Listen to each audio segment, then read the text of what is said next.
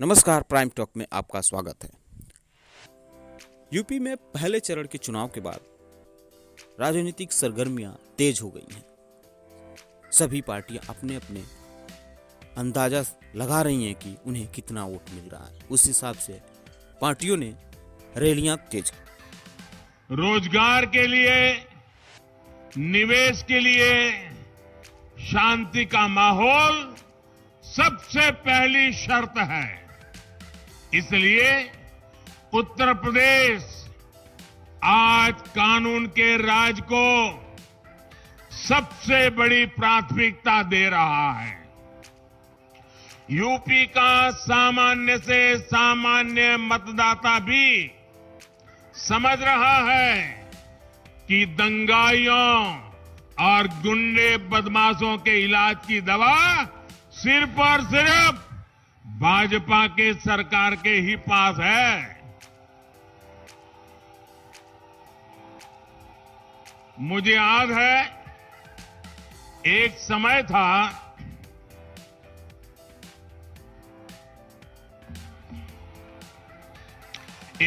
था जब गुजरात में भी ऐसी ही स्थिति थी। कांग्रेस के बरसों के शासन ने वहां ऐसी स्थितियां बना दी थी कि ना व्यापार कारोबार फलता फूलता था, न लोग सुरक्षित महसूस करते थे और हर साल अनेक दंगे होते थे। हर बार खबरें आती थी, वहां दंगा हो गया, वहां दंगा हो गया। वहां पर हर वर्ष जगन्नाथ जी पुरी में जैसे जगन्नाथ जी की रथ यात्रा निकलती है ना, वैसे अहमदाबाद में जगन्नाथ जी की रथ यात्रा निकलती है। और अनुभव यह है, पिछले बीजेपी सरकार आने से पहले 10 साल में 7 साल ऐसे जाते थे कि कोई न कोई दंगा हो जाता था। इतना ही नहीं, पतंग चगाने में दंगा, रास्ते पर आते जाते दंगा, यानी हर साल हर छोटी मोटी बात पे दंगे होते थे। और दंगों की वजह से कर्फ्यू लगता था, संपत्ति जलती थी, हत्याएं होना तो आम बात हो गई थी। लोगों को मोहल्ले के मोहल्ले खाली करके भागना पड़ता था और इसके बाद खाली मकानों को सस्ते में खरीदकर उस इलाके की पहचान भी बदल दी जाती थी। इसी प्रकार के दुष्चक्र में गुजरात लंबे अरसे तक फंसा हुआ था। गुजरात के लोगों ने जब बीजेपी को मौका दिया तो स्थितियां बदलना शुरू हो गई। हमने सबसे बड़ी प्राथमिकता कानून व्यवस्था को दी, कानून के राज को दी। इसी का नतीजा है कि पिछले 2 दशकों से गुजरात में कोई बड़ा दंगा नहीं हुआ है। अब वहां हर वर्ग, हर संप्रदाय के लोग अपने विकास, गुजरात के विकास, देश के विकास में जुटे हुए हैं। और आप देखिए, सभी के प्रयासों से गुजरात भी किस तरह विकास की नई ऊंचाइयों को छू रहा है। कन्नौज के मेरे भाइयों बहनों, आप मुझे बताइए, हमें शांति चाहिए कि नहीं चाहिए? कानून का राज चाहिए कि नहीं चाहिए? दंगों से मुक्ति चाहिए कि नहीं चाहिए? गुंडागिर्दी बंद होनी चाहिए कि नहीं होनी चाहिए? माफियाशाही बंद होनी चाहिए कि नहीं होनी चाहिए? बेटियों को सम्मान की जिंदगी मिलनी चाहिए कि नहीं मिलनी चाहिए? व्यापारी सुख शांति से व्यापार करे, ऐसी स्थिति चाहिए कि नहीं चाहिए? ये काम भाजपा सरकार ही कर सकती है, योगी जी की सरकार ही कर सकती है। उधर साथियों, देखिए, जगह कम है, लोग ज्यादा है, आप वहीं रहिए प्लीज, आगे आने की कोशिश मत कीजिए। आप वहीं रहिए, आपका प्यार मेरे सर आंखों पर भैया।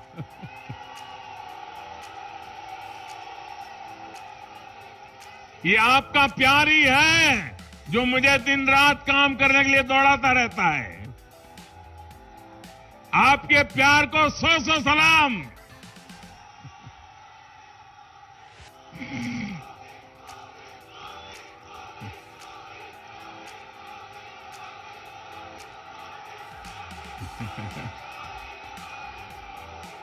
भाइयों बहनों, उत्तर प्रदेश में भी हमें कानून व्यवस्था को सर्वोच्च प्राथमिकता देनी है।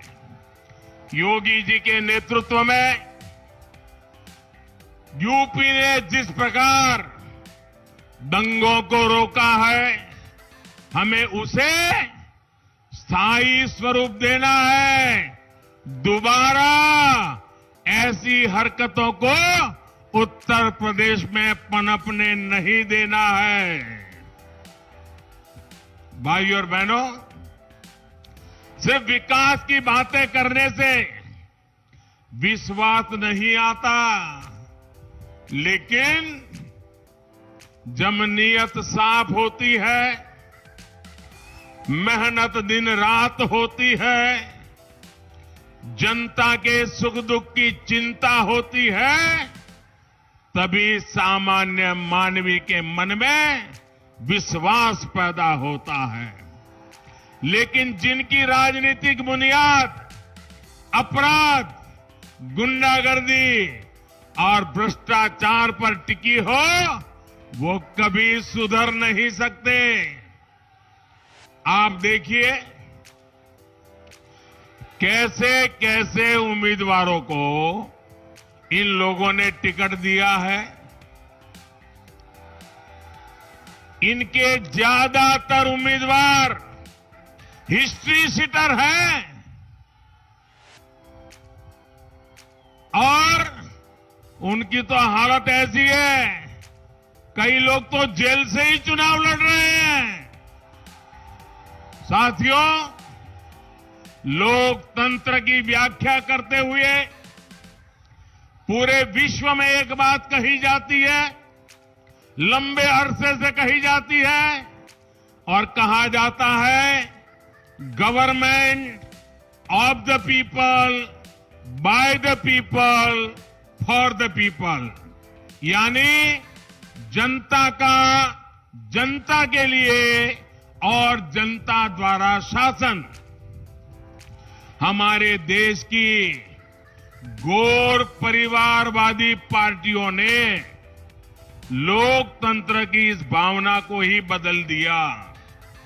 ये लोगों का मंत्र क्या बन गया है, ये लोग क्या कहते हैं, उनका सूत्र क्या है? Of the people, by the people, for the people नहीं, उनका सूत्र है परिवार का, परिवार के लिए, परिवार द्वारा शासन। Government of the family, by the family, for the family. इसलिए यूपी के लोगों ने फिर ठान लिया है कि उन्हें सिर्फ अपने परिवार के स्वार्थ के लिए काम करने वाले लोग अब उत्तर प्रदेश में नहीं चाहिए। यूपी के लोगों को तो पब्लिक की सेवा करने वाले लोग चाहिए, परिवार की सेवा करने वाले नहीं। इन गैर परिवारवादियों की कुनीति का एक गवाह कन्नौज का इत्र उद्योग भी है। इन्होंने अपने भ्रष्टाचार से, अपने काले कारनामों से यहां के इत्र कारोबार को भी बदनाम किया। इन्होंने इत्र को करप्शन से जोड़ दिया। हम इस इत्र को ग्लोबल ब्रांड बनाने में जुटे हुए हैं। दुनिया में कनौज के इत्र का डंका बजे, इसके लिए हम काम कर रहे हैं। साथियों, पहले की सरकारों के समय उत्तर प्रदेश के जिलों की पहचान, यहां पहले जिलों की पहचान कैसे होती थी? फलाना जिला फलाना माफिया, वो जिला वो माफिया, उधर वाला जिला वो बदमाश। जिलों की पहचान ऐसे ही माफियाओं से होती थी। 5 वर्ष के भीतर भीतर अब योगी जी की सरकार के समय यूपी के जिलों की पहचान वहां के उत्पादों से हो रही है। 1 डिस्ट्रिक्ट 1 प्रोडक्ट के तहत योगी जी की सरकार ने औरैया के देसी घी को भी अंतर्राष्ट्रीय पहचान दिलाने में मदद की है। इटावा के बुनकरों द्वारा बनाए उत्पाद देश विदेश में धूम मचाए, इसके लिए भी प्रोत्साहन दिया जा रहा है। यूपी में ऐसे उत्पादों को अंतर्राष्ट्रीय मार्केट तक पहुंचाने के लिए भी काम हो रहा है। अब तो बुंदेलखंड एक्सप्रेसवे भी जल्द तैयार होने वाला है। इसका भी लाभ औरैया और इटावा सहित इस पूरे क्षेत्र को होने वाला है। साथियों, गांव, गरीब, किसान, पशुपालक सभी का जीवन बेहतर बनाने के लिए भी हम दिन रात काम कर रहे हैं। हमारे यहां पशुधन का क्या महत्व है, ये हमारे गोपालकों से बेहतर कौन बता सकता है।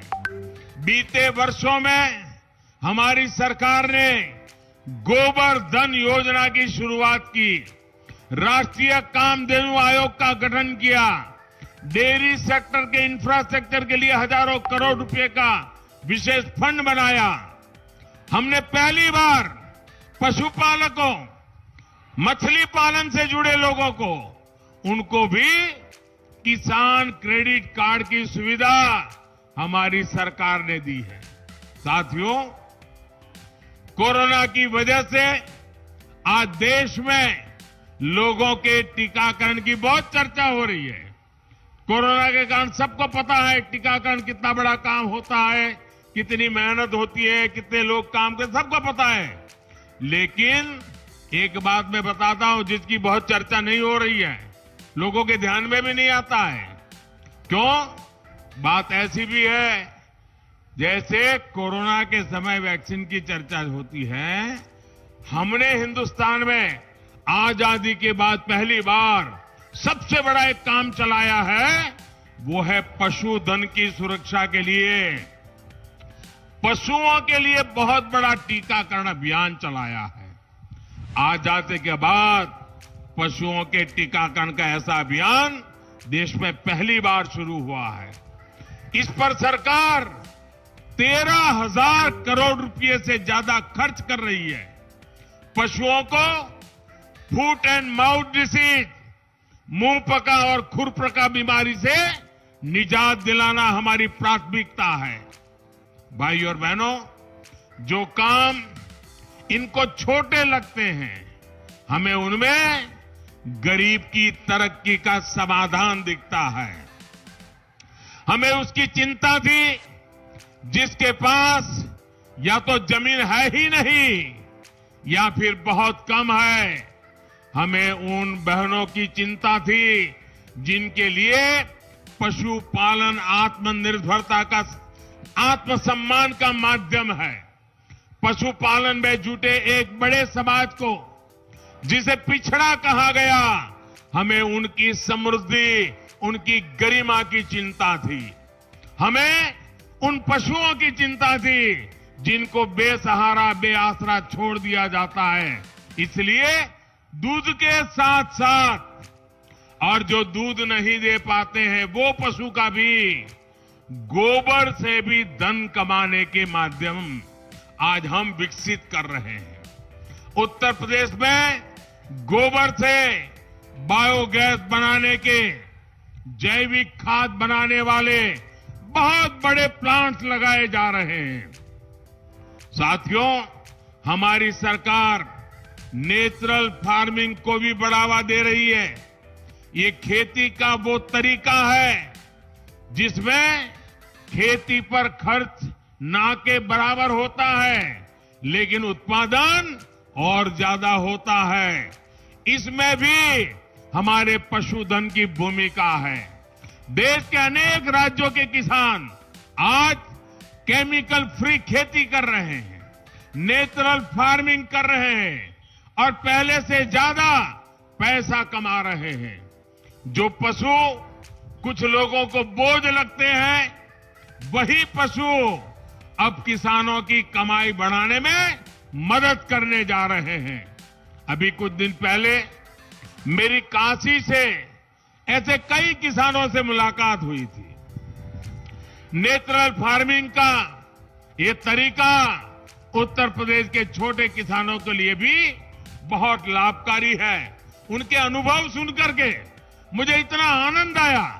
उन्होंने खेती में क्रांति का काम किया है। भाइयों और बहनों, कनौज को विशेष ध्यान में रखते हुए हमारी सरकार एक और अभियान चला रही है। मधुमक्खी पालन को बढ़ावा देने के लिए भाजपा सरकार ने 500 करोड़ रुपए का एक राष्ट्रीय अभियान शुरू किया है। इससे यहां के लोगों को दो तरह के लाभ मिलेंगे। एक तो मधुमक्खियों से फूलों की खेती को मदद मिलेगी, यानी एक तरह से इत्र उद्योग को सीधी मदद मिलेगी। दूसरा ये कि यहां अलग अलग फूलों के रस से बने अलग अलग सुगंध और स्वाद वाले शहद का उत्पादन संभव होगा और वो बढ़ेगा, जिसका दुनिया के बाजार में बहुत बड़ी आवश्यकता है। इस तरह के आधुनिक प्रयासों की उम्मीद आप परिवारवादियों से कभी नहीं कर सकते। भाइयों बहनों, भाजपा सरकार वर्तमान के साथ ही भविष्य की चुनौतियों को देखते हुए भी निरंतर काम कर रही है। चाहे हर गरीब को पक्का घर देना हो, हर गांव को तेज इंटरनेट की सुविधा देनी हो, हर गांव को पक्की सड़कों से जोड़ना हो, हाईवे एक्सप्रेसवे बनाने हो, गांव के पास ही अच्छे भंडार, आधुनिक कोल्ड स्टोरेज, कृषि आधारित उद्योग लगाने हो, इसके लिए हमारी सरकार ने बड़ी बड़ी योजनाएं बनाई हैं। 44,000 करोड़ 44,000 करोड़ रुपए से अधिक केन बेतवा लिंक परियोजना इसी का एक उदाहरण है। ये जो गौर परिवारवादी बड़ी बड़ी घोषणाएं कर रहे हैं, वो इन्हीं योजनाओं के भरोसे उनको बोलना पड़ रहा है। लेकिन भाइयों और बहनों, केंद्र की योजनाओं का लाभ उत्तर प्रदेश को तभी मिल सकता है जब यहां बेहतर तालमेल वाली सरकार हो। गरीबों को घर देने में यूपी अव्वल राज्यों में रहा, क्योंकि यहां डबल इंजन सरकार है। गरीब बहनों को मुफ्त गैस कनेक्शन तेजी से मिले, क्योंकि यहां डबल इंजन सरकार है। लाखों किसान परिवारों को पीएम किसान सम्मान निधि मिला, क्योंकि यहां डबल इंजन की सरकार है। आयुष्मान भारत योजना के तहत लाखों मरीजों को मुफ्त इलाज मिला, क्यों? क्योंकि यहां डबल इंजन की सरकार है। दशकों पुरानी सिंचाई परियोजना पूरी हुई, हर घर जल योजना पर काम हुआ, क्यों? क्योंकि यहां पर डबल इंजन की सरकार है। साथियों, ये डबल इंजन की सरकार ही है जिसके कारण 100 साल के सबसे बड़े संकट का, कोरोना महामारी का यूपी ने डटकर मुकाबला किया। ऐसा संकट अगर उनके जमाने में आया होता, 2017 से पहले आया होता, तो उत्तर प्रदेश को बहुत बड़ी समस्या हो जाती। इनका काम तब भी बोलता था कि यूपी के लोगों के विरोधी है, इनका काम अब भी यही बोलता है। इन्होंने मेड इन इंडिया टीकों को भाजपा का टीका बताकर गरीबों के जीवन से बहुत बड़ा खिलवाड़ करने की कोशिश की। हमारी सरकार पूरी शक्ति से जुटी है कि यूपी के एक एक गरीब को कोरोना की वैक्सीन लग जाए, लेकिन इन लोगों ने इस अभियान में भी बाधा डालने की कोशिश की। आप अंदाजा लगाइए साथियों, अगर गरीबों को कोरोना वैक्सीन नहीं लगी होती तो इस लहर में मेरे सभी भाइयों बहनों का, मेरे उत्तर प्रदेश के नागरिकों का क्या हाल हुआ होता। हमारी सरकार ने गरीब का, सामान्य मानवी का जीवन बचाने के लिए सबको मुफ्त वैक्सीन लगवाई और आज भी लगवा रही है। मैं कन्नौज के इटावा, औरैया, फर्रुखाबाद और यूपी के हर व्यापारी, हर कारोबारी, हर दुकानदार से एक बात विशेष तौर पर कहूंगा। एक बार सोचिए कि अगर हमारी सरकार ने तेजी से सबको वैक्सीन लगवाई न होती, अगर हम ये काम न कर पाते तो क्या होता। आज देश की अर्थव्यवस्था आगे बढ़ रही है, बाजारों में हलचल बढ़ रही है। क्या बिना वैक्सीन ऐसा संभव होता? और अगर 1-2 साल और निकालने पड़ते तो न जाने मेरे कितने परिवार तबाह हो जाते। साथियों, याद रखिए, मोदी विरोध में जो गरीब के जीवन से खेल सकते हैं, वो लोग क्या क्या नहीं कर सकते। डबल इंजन की सरकार है, इसलिए आज यूपी 100% टीकाकरण की तरफ तेजी से बढ़ रहा है। साथियों, इस कोरोना काल ने एक और बात का एहसास सबको कराया है। इन गौर परिवारवादियों ने, उनके जो राशन माफिया, अगर इस कोरोना काल में होते तो यूपी के गरीबों को ये मुफ्त राशन पहुंचता क्या? ये राशन मिलता क्या? गरीबों का चूल्हा जलता क्या? मेरे प्यारे भाइयों बहनों, यूपी के गरीबों, दलितों, पिछड़ों को तो भूखमरी का सामना करना पड़ता। दिल्ली से जो राशन हम भेजते उसको इनका माफिया अपने गोदामों में बंद कर देता, ब्लैक में बाजारों में बिकवाता। ये डबल इंजन की सरकार है जो महामारी के इस समय में बीते कई महीनों से गरीब को मुफ्त अनाज दे रही है। और यूपी के लोग, यूपी के गरीब, याद रखें, इन गौर परिवारवादियों की आंखों में ये गरीब कल्याण की योजनाएं उनको खटक रही है। पहला मौका मिलते ही वो इन योजनाओं को, उसका लाभ गरीबों तक पहुंचना बंद कर देंगे और उनकी ये माफिया कंपनी, कटकी कंपनी सब कुछ तबाह कर देगी।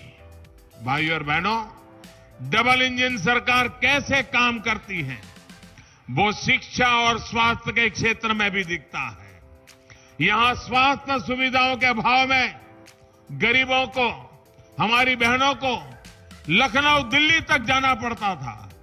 लेकिन अब medical college, super speciality hospital, paramedical institute यही बन रहे हैं। इससे स्वास्थ्य सुविधाएं तो बेहतर होगी ही, यहां के युवाओं के लिए डॉक्टरी और पैरामेडिकल के क्षेत्र में जाने का एक अवसर भी बढ़ेगा। और जितनी मात्रा में हम मेडिकल कॉलेजेस बना रहे हैं, इतना ही नहीं, अब हमारे यहां मेडिकल कॉलेज में अपनी भाषा में, अपनी मातृभाषा में हमारे नौजवान पढ़ सकेंगे, हमारी बेटियां पढ़ सकेंगी। इसका मतलब ये हुआ कि जो अंग्रेजी नहीं पढ़ा है, जिसको गरीबी के कारण अंग्रेजी की शिक्षा नहीं मिली है, वो परिवार का बच्चा भी अगर उसमें दमखम है तो हिंदी में पढ़ करके भी वो डॉक्टर बनेगा और अपनी जिंदगी भी बनाएगा। भाइयों और बहनों, सबका साथ, सबका विकास क्या होता है, ये युवाओं के लिए हमारी नीति में भी दिखता है। भारतीय जनता पार्टी ने सामान्य वर्ग के गरीबों को भी 10% आरक्षण की सुविधा दी है। ये भी हमारे दलित वर्ग के, हमारे ट्राइबल वर्ग के, SC ST के भाई बहनों या पिछड़ा वर्ग के जो भाई बहन हैं, उनके आरक्षण का अधिकार को जरा भी तकलीफ दिए बिना उसको बरकरार रखते हुए करने का काम हमने किया है। जो सालों से मांग हो रही थी, इनको परवाह नहीं थी। साथियों, अनुसूचित जाति, अनुसूचित जनजाति के हमारे लोकसभा और विधानसभाओं के साथियों के लिए आरक्षण को 10 साल तक और बढ़ाने का काम भी हमारी भाजपा सरकार ने किया है। ओबीसी कमीशन को संवैधानिक दर्जा देने के लिए 3-3 दशक से मांग हो रही थी। इतनी सरकारें आई, यहां के सपा वाले भी उस सरकार में भागीदार थे, लेकिन उन्होंने कभी ओबीसी को यह अधिकार नहीं दिया। ये मोदी की सरकार आने के बाद हमने ओबीसी कमीशन को संविधान अधिकार देकर के ओबीसी की मांग को हमने पूरा किया है। देश भर में केंद्र सरकार के कोटे में जो मेडिकल सीटें होती हैं, उनमें भी ओबीसी को आरक्षण देने का फैसला भी भाजपा सरकार का एक बड़ा निर्णय है। कुछ दिन पहले सरकार ने एक और बड़ा फैसला किया है। अब प्राइवेट मेडिकल कॉलेजों को भी अपनी आधी सीटें, 50% सीटों की फीस सरकारी मेडिकल कॉलेजों के बराबर रखनी होगी। इसका बहुत बड़ा लाभ हमारे मध्यम वर्ग के परिवार, हमारे निम्न वर्ग मध्यम वर्ग के परिवार जो बेचारे कुछ ज्यादा खर्च नहीं कर सकते हैं, वे भी अब अपने बच्चों को डॉक्टर बना सकते हैं। भाइयों बहनों, गरीब, दलित, पिछड़े वर्ग के लोग भी ये जो हमने सारी व्यवस्थाएं बदली है, आराम से वो अपने सपने पूरे कर सकते हैं।